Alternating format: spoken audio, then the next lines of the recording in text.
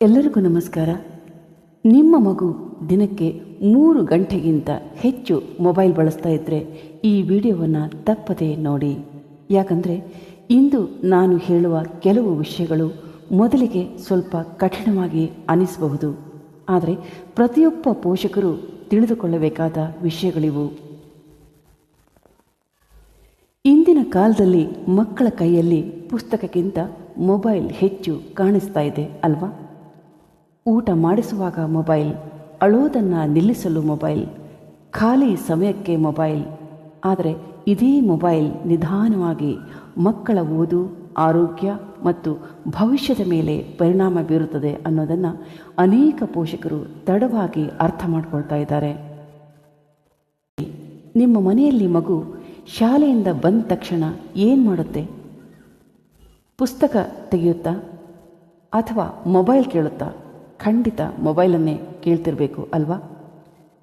ಇತ್ತೀಚಿನ ದಿನಗಳಲ್ಲಿ ಅನೇಕ ಪೋಷಕರು ಒಂದೇ ಸಮಸ್ಯೆ ಹೇಳ್ತಾ ಇದ್ದಾರೆ. ನಮ್ಮ ಮಗು ಮೊದಲು ಚೆನ್ನಾಗಿ ಓದ್ತಾ ಇತ್ತು, ಈಗ ಮೊಬೈಲ್ ಸಿಕ್ಕರೆ ಸಾಕು, ಓದಿನ ಕಡೆ ಗಮನವೇ ಇಲ್ಲ. ಪೋಷಕರಾದ ನಾವು ಕೆಲವೊಂದು ಏನೋ ಒಂದು ಕೆಲಸ ಮಾಡ್ತಾ ಇರ್ತೀವಿ.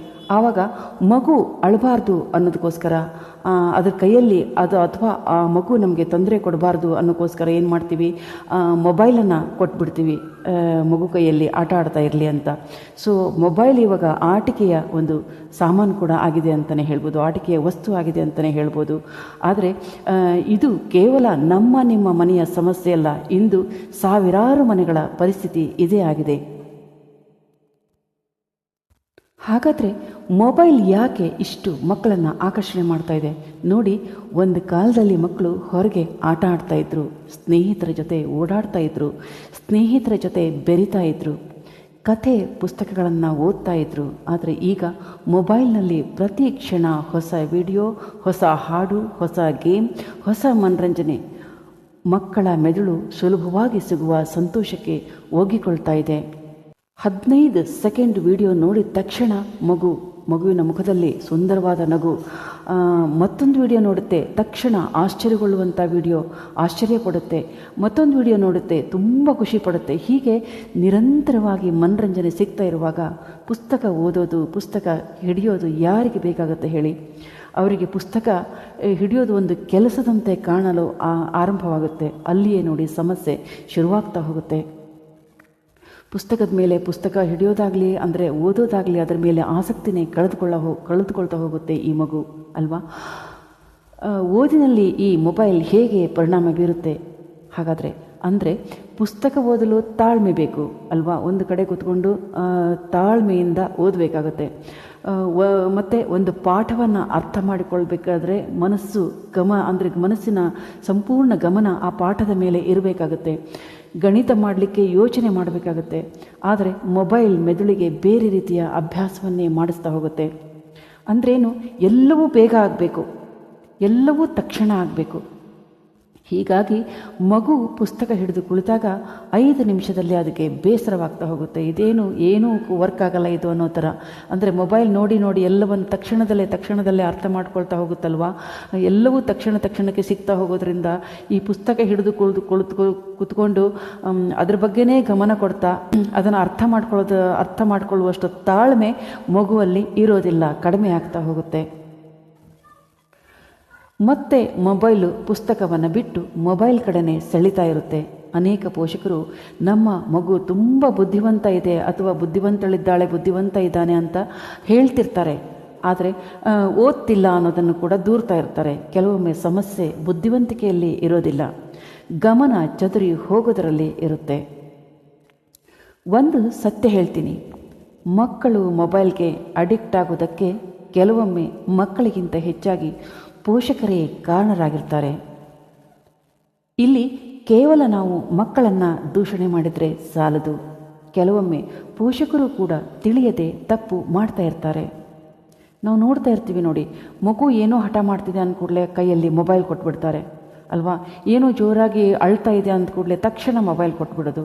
ಯಾರೋ ಅತಿಥಿಗಳು ಬಂದಿದ್ದಾರೆ, ಅವ್ರ ಹತ್ರ ನಾವು ಮಾತಾಡಬೇಕು ಅನ್ನೋದಕ್ಕೋಸ್ಕರ, ಮಗು ತೊಂದರೆ ಕೊಡುತ್ತೆ ಅನ್ನೋದಕ್ಕೋಸ್ಕರ ಮಗುವಿಗೆ ಮತ್ತೆ ಮೊಬೈಲ್ ಕೊಟ್ಟೇ ಸಮಾಧಾನ ಮಾಡೋದು. ಹೀಗೆ ಪ್ರತಿ ಸಮಸ್ಯೆಗೆ ಮೊಬೈಲ್ ಪರಿಹಾರವಾದಾಗ ಮಗು ನಿಧಾನವಾಗಿ ಅದಕ್ಕೆ ಅವಲಂಬಿತವಾಗ್ತಾ ಹೋಗುತ್ತೆ. ಮೊಬೈಲೇ ಜೀವ ಅದರದ್ದು ಅನ್ನೋ ಥರ ಆಗಿಬಿಡುತ್ತೆ. ನಾವು ಇನ್ನೊಂದು ವಿಷಯ ಅಂದರೆ, ನಾವು ಇಡೀ ದಿನ ಮೊಬೈಲ್ ಹಿಡ್ಕೊಂಡು ಮಗುಗೆ ಹೇಳ್ತೀವಿ ನೀನು ಮೊಬೈಲ್ ನೋಡಬೇಡ ಅಂದರೆ ಮಗು ಕೇಳುತ್ತಾ? ಖಂಡಿತ ಕೇಳೋದಿಲ್ಲ. ಮಕ್ಕಳು ನಮ್ಮ ಮಾತಿಗಿಂತ ಹೆಚ್ಚಾಗಿ ನಮ್ಮ ನಡವಳಿಕೆಯನ್ನು ಹೆಚ್ಚು ಕಲಿತಾ ಹೋಗ್ತಾರೆ. ಹಾಗಾದರೆ ಈ ಮೊಬೈಲ್ ನೋಡೋದ್ರಿಂದ ಏನೇನು ದುಷ್ಪರಿಣಾಮಗಳಾಗುತ್ತೆ? ಓದಿನ ಮೇಲೆ ಆಸಕ್ತಿ ಕಡಿಮೆ ಆಗ್ತಾ ಹೋಗುತ್ತೆ. ಹಾಗೆ ಜ್ಞಾಪಕ ಶಕ್ತಿ ಕೂಡ ಕಡಿಮೆ ಆಗ್ತಾ ಹೋಗುತ್ತೆ. ಅಂಕಗಳು ಖಂಡಿತ ಇಳಿಕೆ ಆಗ್ತಾ ಹೋಗುತ್ತೆ. ನಿದ್ರೆ ಹಾಳಾಗುತ್ತೆ. ಕಣ್ಣುಗಳ ಆರೋಗ್ಯದ ಮೇಲೆ ತುಂಬ ಪರಿಣಾಮ ಬೀರ್ತಾ ಹೋಗುತ್ತೆ. ಕುಟುಂಬದವ್ರ ಜೊತೆ ಮಾತನಾಡೋಕ್ಕೆ ಸಮಯ ಇರಲ್ಲ. ಅಂದರೆ ಸಮಯ ಇದ್ದರೂ ಕೂಡ ಮಾತನಾಡೋದು ಕಡಿಮೆ ಆಗುತ್ತೆ. ಮತ್ತು ಒಡನಾಟ ಇರಲ್ಲ, ಅಷ್ಟೊಂದು ಒಡನಾಟ ಕೂಡ ಇರಲ್ಲ. ಕುಟುಂಬದವ್ರ ಜೊತೆ ಒಡನಾಟ ಇರಲ್ಲ. ಹೊರಗೆ ಆಟ ಆಡೋ ಅಭ್ಯಾಸವಂತೂ ಕೂಡ ಮರ್ತೇ ಹೋಗಿಬಿಡುತ್ತೆ ಬಿಡಿ. ಮೊಬೈಲ್ ಕೈಯಲ್ಲಿ ಇಟ್ಬಿಟ್ರೆ ಸಾಕು, ಎಲ್ಲ ಅಭ್ಯಾಸನೂ ಅದರಲ್ಲೇ ಅವು ನೋಡ್ಕೊಳ್ತಾ ಹೋಗ್ತವೆ ಮಕ್ಕಳುಗಳು. ಇವು ಒಂದೇ ದಿನದಲ್ಲಿ ಆಗೋದಿಲ್ಲ. ಇದನ್ನೆಲ್ಲ ನಾವು ಇದು ಮಾಡಬೇಕು ಅಂದರೆ, ನಿಯಂತ್ರಣ ಮಾಡಬೇಕಂದ್ರೆ ಒಂದೇ ದಿನದಲ್ಲಿ ಆಗಲ್ಲ. ನಮಗೆ ಇದು ಗೊತ್ತಾಗೋದೇ ಇಲ್ಲ ಮಕ್ಕಳು ಇದರಲ್ಲಿ ಕೆಟ್ಟು ಹೋಗ್ತಾ ಇದ್ದಾರೆ, ಅಥವಾ ಇದು ಮಕ್ಕಳ ಮೆದುಳಿನ ಮೇಲೆ ಅಥವಾ ಮಕ್ಕಳ ಜ್ಞಾಪಕ ಶಕ್ತಿ ಮೇಲೆ, ಓದಿನ ಮೇಲೆ ದುಷ್ಪರಿಣಾಮವನ್ನು ಬೀರ್ತಾ ಇದೆ ಅಂತ ನಮಗೆ ತಕ್ಷಣ ಗೊತ್ತಾಗಲ್ಲ. ಇದು ಗೊತ್ತಾಗೋದು ಬಹಳಷ್ಟು ಸಮಯ ಕಳೆದ ಮೇಲೆ ನಮಗೆ ಇದು ಗೊತ್ತಾಗ್ತಾ ಹೋಗುತ್ತೆ. ಪೋಷಕರಿಗೆ ಗೊತ್ತಾಗುವಷ್ಟರಲ್ಲಿ ಆ ಸಮಯನೇ ಕಳೆದಿರುತ್ತೆ. ಹಾಗಾದರೆ ಇದಕ್ಕೆ ಪರಿಹಾರ ಏನು? ಇದಕ್ಕೆ ಏನು ಮಾಡಬೇಕು ನಾವು? ಹಾಗಾದರೆ ಪರಿಹಾರ ಏನು? ಮೊಬೈಲ್ ಸಂಪೂರ್ಣ ಕೆಟ್ಟದು ಅಂತ ಹೇಳೋಕ್ಕೆ ಸಾಧ್ಯನೇ ಇಲ್ಲ. ಏಕೆಂದರೆ ಅದರಲ್ಲೂ ಕೂಡ ಕಲಿಯೋದಕ್ಕೆ ಅನೇಕ ವಿಷಯಗಳಿರ್ತವೆ ಅಲ್ವಾ. ಆದರೆ ಇಲ್ಲಿ ಗಮನಿಸಬೇಕಾಗಿರೋದು ಏನಂದರೆ, ಅದರ ನಿಯಂತ್ರಣ ಮುಖ್ಯವಾಗಿದೆ. ನಿಯಂತ್ರಣ ಮುಖ್ಯ. ಮಕ್ಕಳಿಗೆ ನಾವು ಒಂದು ನಿಗದಿತವಾದ ಸಮಯವನ್ನು ಕೊಡಬೇಕು. ಅಂದರೆ ನಿಗದಿತ ಸಮಯಕ್ಕೆ ನೀನು ಮೊಬೈಲ್ ತಗೋಬೇಕು ಅಂತ ಹೇಳಬೇಕು ಅವರಿಗೆ. ತಕ್ಷಣ ನಿಲ್ಲಿಸೋದು ಕೂಡ ತುಂಬಾ ಕಷ್ಟ ಆಗುತ್ತೆ. ಸೊ ಒಂದು ನಿಗದಿತ ಸಮಯವನ್ನು ಫಿಕ್ಸ್ ಮಾಡಬೇಕು. ಓದಿದ ನಂತರನೇ ನಿನಗೆ ಮೊಬೈಲ್ ಕೊಡೋದು, ಇಷ್ಟು ಓದು, ಆನಂತರ ನಾನು ಮೊಬೈಲ್ ಕೊಡ್ತೀನಿ ಅಂತ. ಮಲಗುವ ಮುಂಚೆ ಅಂತೂ ಮೊಬೈಲ್ ಮಕ್ಕಳಿಗೆ ಕೊಡಲೇಬಾರ್ದು. ಕಣ್ಣಿಗೆ ತುಂಬಾ ಎಫೆಕ್ಟ್ ಆಗ್ತಾ ಹೋಗುತ್ತೆ. ಮತ್ತು ಮಕ್ಕಳ ಜೊತೆ ನಾವು ಹೆಚ್ಚಾಗಿ ಬೆರೆಯೋದಕ್ಕೆ ಶುರು ಮಾಡಬೇಕು. ಅವರ ಮನಸ್ಸನ್ನು ನಮ್ಮ ಕಡೆ ಕನ್ವರ್ಟ್ ಮಾಡಬೇಕು. ಹೆಚ್ಚಾಗಿ ಸಂಸ್ಕೃತದ ಶ್ಲೋಕಗಳನ್ನು ಹೇಳ್ಕೊಡ್ಬೇಕು. ಏನೋ ಮಗು ಇಂಗ್ಲೀಷ್ ಮಾತಾಡ್ತು ಅಂದ್ಕೂಡಲೇ ನಾವಂತೂ ಇತ್ತೀಚೆಗೆ ತುಂಬ ಏನೋ ಒಂಥರ ಹೆಮ್ಮೆ ನಮಗೆ, ಮಗು ಇಂಗ್ಲೀಷ್ ಮಾತಾಡ್ತಿದ್ದೆ ಅಂದ್ಕೂಡಲೇ. ಇಂಗ್ಲೀಷ್ ಬಗ್ಗೆ ತುಂಬ ಅಭಿಮಾನ ಇರಲಿ, ಇಂಗ್ಲೀಷ್ ಬೇಕು ನಮಗೆ. ಆದರೆ ಮಕ್ಕಳಿಗೆ ಜೊತೆಗೆ ಸಂಸ್ಕೃತ ಶ್ಲೋಕಗಳನ್ನು, ಸಂಸ್ಕಾರಗಳನ್ನು ಕಲಿಸ್ತಾ ಹೋಗಬೇಕು ಅಲ್ವಾ. ಮಕ್ಕಳ ಜೊತೆ ಹೆಚ್ಚು ನಾವು ಬೆರೀತಾ ಹೋಗಬೇಕು. ಅವ್ರ ಜೊತೆ ಆಟ ಆಡಬೇಕು. ಆಟ ಆಡ್ತಾನೆ ಎಲ್ಲವನ್ನು, ನಮ್ಮ ಸಂಸ್ಕಾರಗಳನ್ನು ಕಲಿಸ್ತಾ ಹೋಗಬೇಕು. ಮಕ್ಕಳ ಭವಿಷ್ಯವನ್ನು ಹಾಳು ಮಾಡೋದು ಒಂದೊಂದು ಸತಿ ಅನಿಸುತ್ತೆ ಮೊಬೈಲ್ ಅಲ್ಲ, ಅದರ ಅತಿಯಾದ ಬಳಕೆ ಅಷ್ಟೇ. ಅಂದರೆ ನಿಯಂತ್ರಣ ಇರಬೇಕು ಅನ್ನೋದನ್ನು ನಾವಿಲ್ಲಿ ನೋಡಬೇಕು. ಹಾಗೆ ತಂತ್ರಜ್ಞಾನವನ್ನು ಬಳಸೋಣ, ಆದರೆ ಅದು ನಮ್ಮ ಮಕ್ಕಳನ್ನು ಬಳಸಿಕೊಳ್ಳುವಷ್ಟು ಅವಕಾಶ ಕೊಡಬಾರ್ದು ಅಲ್ವಾ. ನಿಮ್ಮ ಮನೆಯಲ್ಲೂ ಕೂಡ ಈ ಸಮಸ್ಯೆ ಇದೆಯಾ? ನಿಮ್ಮ ಮಗು ಕೂಡ ಮೊಬೈಲ್ನಲ್ಲೇ ದಿನವಿಡೀ ಕಾಲ ಕಳೀತಾ ಇದೆಯಾ? ಇಂದು ನಿಮ್ಮ ಮನೆಯಲ್ಲೂ ಕೂಡ ಈ ಬದಲಾವಣೆಗಳನ್ನ ಖಂಡಿತ ಆರಂಭಿಸಲೇಬೇಕು. ಮೊಬೈಲ್ ಒಂದು ಸಾಧನ ಮಾತ್ರ. ಅದು ಒಳ್ಳೆಯದಕ್ಕೂ ಬಳಸಬಹುದು, ಕೆಟ್ಟದಕ್ಕೂ ಬಳಸಬಹುದು. ಸಮಸ್ಯೆ ಮೊಬೈಲ್ನಲ್ಲಿ ಅಲ್ಲ, ಅದರ ಅತಿಯಾದ ಬಳಕೆಯಲ್ಲೇ ಇದೆ ಅನ್ನೋದನ್ನು ಒತ್ತಿ ಒತ್ತಿ ಹೇಳ್ತಾ ಇದ್ದೀನಿ. ಸೊ ಪೋಷಕರು ಪ್ರೀತಿಯಿಂದ ಮಾರ್ಗದರ್ಶನ ಮಾಡಿದರೆ ಮಕ್ಕಳು ಮೊಬೈಲ್ ವ್ಯಸನದಿಂದ ಹೊರಬಂದು ಮತ್ತೆ ಓದಿನ ಕಡೆ ಖಂಡಿತ ಗಮನ ಹರಿಸ್ತಾರೆ ಕೂಡ. ಮಕ್ಕಳ ಭವಿಷ್ಯವನ್ನು ರೂಪಿಸುವ ಜವಾಬ್ದಾರಿ ನಿಮ್ಮೆಲ್ಲರ ಮೇಲಿದೆ. ಹಾಗೆ ಓದಿಗೆ ಸಂಬಂಧಿಸಿದಂತೆ ಒಂದು ಅನಾದಿ ಕಾಲದ ಪರಿಹಾರವನ್ನು ಕೂಡ ನೋಡ್ತಾ ಹೋಗೋಣ. ಮೊಬೈಲ್ ಬಳಕೆಯನ್ನು ನಿಯಂತ್ರಿಸುವುದು ಬಹಳ ಮುಖ್ಯ. ಆದರೆ ಅದರ ಜೊತೆಗೆ ಮಕ್ಕಳಲ್ಲಿ ಏಕಾಗ್ರತೆ, ಓದಿನ ಆಸಕ್ತಿ ಮತ್ತು ಜ್ಞಾನದ ಬೆಳವಣಿಗೆಗಾಗಿ ನಮ್ಮ ಸಂಪ್ರದಾಯದಲ್ಲಿ ಒಂದು ಸುಂದರ ಆಚರಣೆಯೂ ಇದೆ. ವಿದ್ಯೆಯ ಅಧಿದೇವತೆ ಎಂದು ಪೂಜಿಸಲ್ಪಡುವ ಹಯಗ್ರೀವ ಸ್ವಾಮಿಯನ್ನು ಭಕ್ತಿಯಿಂದ ಆರಾಧಿಸುವ ಪದ್ಧತಿ ಅನಾದಿ ಕಾಲದಿಂದ ಕೂಡ ಬಂದಿದೆ. ಮನೆಯಲ್ಲಿ ಹಯಗ್ರೀವ ಸ್ವಾಮಿಯ ಚಿತ್ರಪಟವಿಟ್ಟು ಪ್ರತಿದಿನ ಬೆಳಗ್ಗೆ ಅಥವಾ ಸಂಜೆ ದೀಪ ಹಚ್ಚಿ ನಮಸ್ಕಾರ ಮಾಡಬಹುದು. ಮಕ್ಕಳು ಓದಲು ಕುಳಿತುಕೊಳ್ಳುವ ಮೊದಲು ಓಂ ಶ್ರೀ ಹಯಗ್ರೀವಾಯ ನಮಃ ಅಂತ 11 ಬಾರಿ ಜಪ ಮಾಡಬಹುದು. ಅಥವಾ ಮಕ್ಕಳು ಮಾಡಲಿಲ್ಲ ಅಂದರೆ ಅದನ್ನು ಪೋಷಕರೇ ಅವರ ಪರವಾಗಿ ಮಕ್ಕಳ ಪರವಾಗಿ ಮಾಡಬಹುದು. ಮಕ್ಕಳಿಗೆ ಒಳ್ಳೆಯ ಜ್ಞಾನವನ್ನು ಕರುಣಿಸುವಂಥ ಪೋಷಕರೇ ಇದನ್ನು ಮಾಡಬಹುದು.